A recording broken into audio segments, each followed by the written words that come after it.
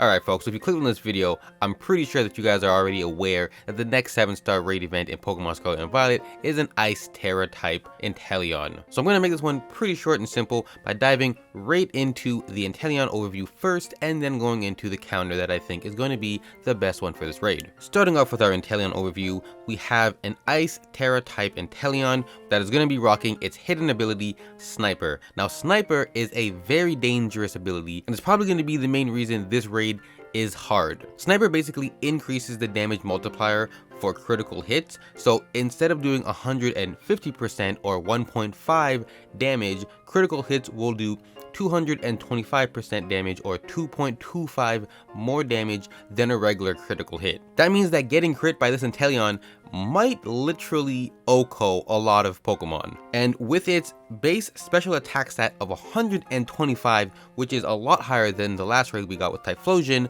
this thing is going to hit hard regardless of whether it gets a crit or not, but those crits are going to be a problem because it has access to moves with high crit chances. Now it isn't all doom and gloom because Inteleon is incredibly frail with a defense and special defense stat of 65, which is actually much worse than Typhlosion's, so hopefully that will kind of balance out this raid, but only time will tell on that one. Now for its moves, I only came up with one set for this one because since Inteleon is such a just specially geared Pokemon, I highly doubt they're even going to try to throw any physical moves on this, even though they do that a lot. I very much doubt that this is going to be the time that they try to go for some weird, odd, split attacking set. So with that in mind, I'm pretty much 99% sure that this is going to be the moveset that we see. Starting with Snipe Shot, Air Cutter, Shadow Ball, or Dark Pulse, Blizzard most likely, but potentially Ice Beam, but I think Blizzard is going to be the most obvious one here for its ice coverage. And then for its additional moves, we have Snowscape, which is not only going to make Blizzard 100% accurate, but it's also going to increase Inteleon's defense stat in the snow. So its base 65 defense stat is probably going to get boosted by at least 50%. So yeah, with Snowscape, it's going to have 100% accurate Blizzards and boosted defense stat. And then after Snowscape, we have Mudshot, which I think is actually pretty likely to be on this set because it doesn't have any actual coverage for steel types except for Mudshot. So I'm pretty sure there's a good chance that we're going to see Mudshot on this raid. And then after Mudshot, we have Tearful Look, which is going to drop your Pokemon's attack and special attack stats, which is going to pair nicely with that raised defense from Snowscape because like I said at the beginning, Inteleon is very frail with some very, very low defense stats and HP stats. So Snowscape paired with Tearful Look is probably going to give it the survivability that it's going to need to make this raid just a little bit harder. Now moving back up to the main moves, I want to touch on Snipe Shot and Air Cutter because both of those have an increased critical hit chance. So those are two moves that we're obviously really going to have to look out for, as well as those 100% blizzards in the snow. So Inteleon might seem like it's going to be a pushover at first,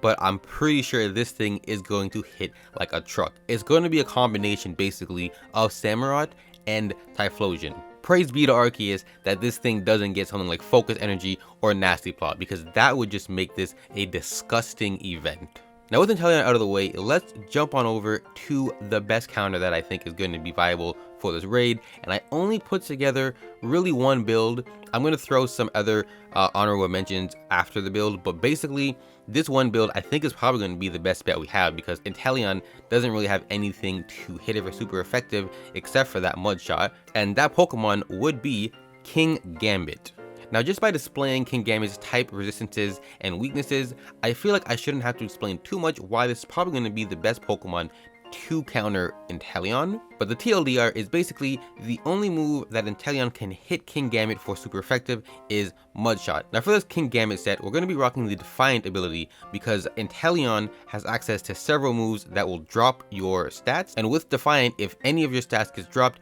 you instantly get a +2 in your attack stat, which is going to be a double-edged sword for Inteleon if it is carrying Shadow Ball, Mudshot, or Tearful Look. Now as for the Hell item, we're going with my bread and butter item, a Shell Bell, which I think is very much going to be needed in this event, considering the Sniper ability with Snipe Shot and Air Cutter. We'll obviously be rocking a Terra Steel on Kingambit, and for its stat spread, we have 252 in attack and 252 in special defense with 4 left over in HP, working on an adamant nature. Now similarly to my Tyranitar counter for Typhlosion, I put a full special defense stat here instead of a full HP stat, because I feel like being specially bulky is definitely going to be more important than just having a large health pool, especially considering the extra amounts of damage that Sniper is going to be able to do with Snipe Shot and Air Cutter. You're going to want to have that special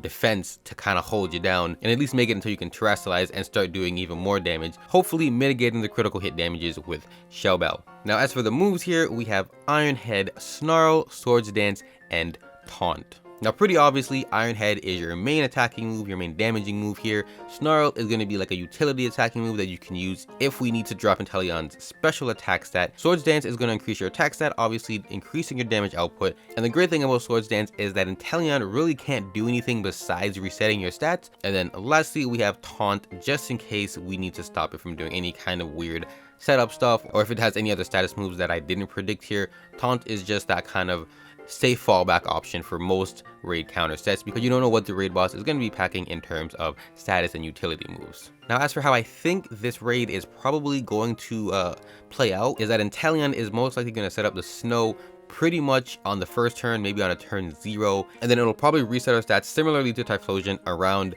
turn 2 or turn 3. And then soon after that, it's probably going to set up a shield, because like I said, it's not very bulky, so it's going to want to have as much of that survivability and reduce damage to its health bar as soon as possible, so that you can't just easily OHKO it, even though I'm sure someone's going to figure out a way to do that, but that's not what this video is about. So yeah, that Kingambit build is probably the only set I'm really going to put out for this raid, at least until the raid drops. Maybe I'll come up with something better, but as for right now, Kingambit is going to be my pre-raid pick for the best easy way to get through this raid. And now as for the honorable mentions that I mentioned at the beginning of the video, I think that some other good potential options here are, of course, Annihilape with its fighting type, which just obviously makes sense, and Rage Fist. So I mean, whether you go the Rage Fist route and just stack up the damage until you're able to just melt its health bar, you could do that, or you could, you know, go for the stab super effective fighting type, but you also risk getting hit with critical hit 2.25 modifiers, air cutters. So I'm not exactly sure if Annihilape is going to be as good as it was for the Typhlosion raid, but again, it's one of those things we're just going to learn with time, right? And then next up for honorable mentions, we have, of course, another very, you know, common casual users, you know, raid counter, Iron Hands. Now this one is a little bit better than Annihilape because it's actually not going to take super effective damage from that air cutter, but similarly to Kingambit, it is going to take super effective damage from Mudshot, but luckily Mudshot is not the strongest move, so Iron Hands might actually be a pretty viable counter for this raid as well. And then finally, maybe potentially Koraidon. Like, I know that's crazy because Koraidon is weak to ice moves, and this thing is obviously going to be packing an ice move, either Ice Beam or Blizzard, but Koraidon just hits so hard, and the fact that it sets up the sun could actually be used against Inteleon to reduce the accuracy of Blizzard